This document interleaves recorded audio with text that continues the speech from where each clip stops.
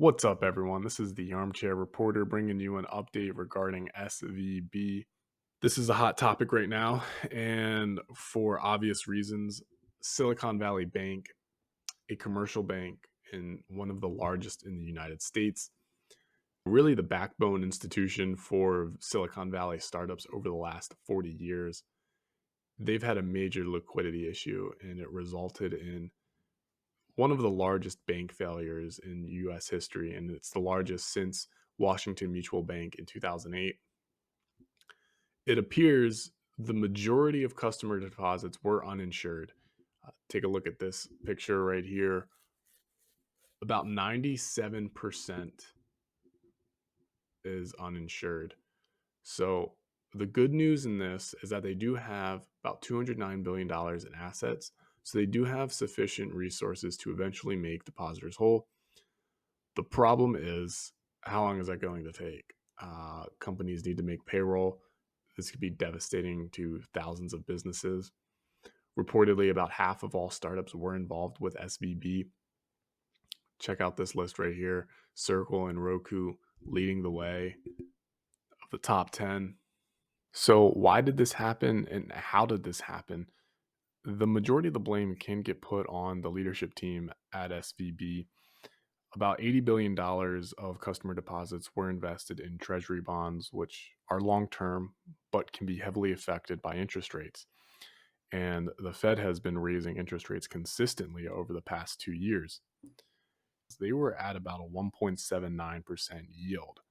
Most bonds today are being sold around 3-4%. So you can see the difference right there.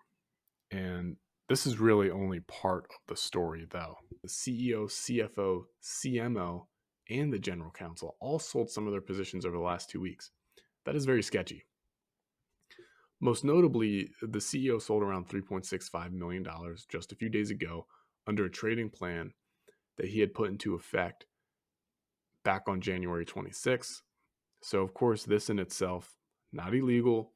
The SEC allows plans like this to hopefully stop insider trading. But everyone, of course, is questioning, did they know? Was something off? Because they have continuously told people, told investors, and everyone else that everything was okay. On top of all of this, they paid out annual bonuses hours before they collapsed. I mean, congratulations to these employees, but unfortunately for them, the FDIC has taken over and they'll employ them for the next 45 days, but then we'll begin laying them off. And that's about 8,000 or more employees. This is really terrible news. And the ripple effect is just beginning. In the eyes of some individuals, though, this was a long time coming. According to a Bloomberg report, short sellers have made close to $500 million in paper profits. I mean, other reports say it's closer to 700 million, could even be closer to $1 billion. One individual in particular that I found, William Martin of Raging Capital Ventures, warned his Twitter followers almost 2 months in advance back in January, right before their earnings report. He had said that their balance sheets were sketchy to say the least. Here is his Twitter thread that I have up here right now.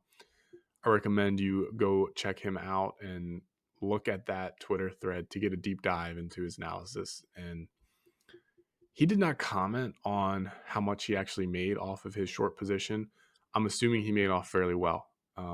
This is really the ugly side of investing.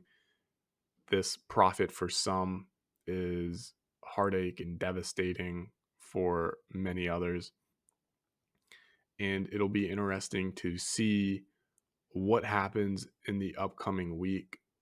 Banking institutions as a whole took a pretty large hit on Friday. Over $50 billion in market value lost. And who knows where it goes from here. So I want to hear your guys' opinion. Do you think the government will bail them out? What do you guys think? I'd love to hear your opinions in the comment section below. Please like, subscribe, share with a friend. I am working on some other projects that'll take a little longer to complete, But in the meantime, I'll put out some smaller and shorter videos just like this. I hope you all enjoyed. Talk to you soon. Peace.